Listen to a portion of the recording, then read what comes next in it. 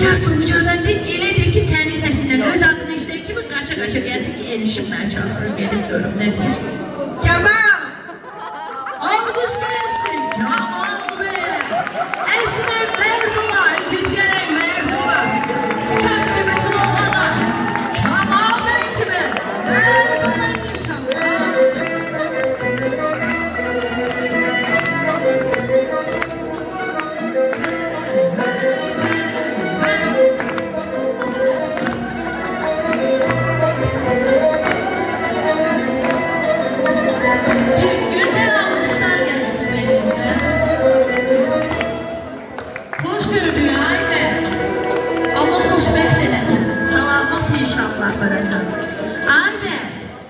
Ama yine bilirsen evlenme yasaktı. Ay ha.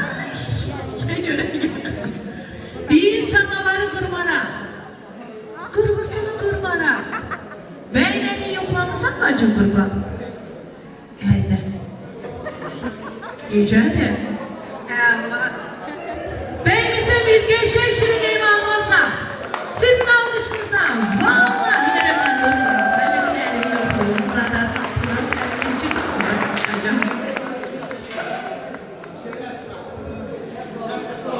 Çoğu zaman bir keşi almışlar da.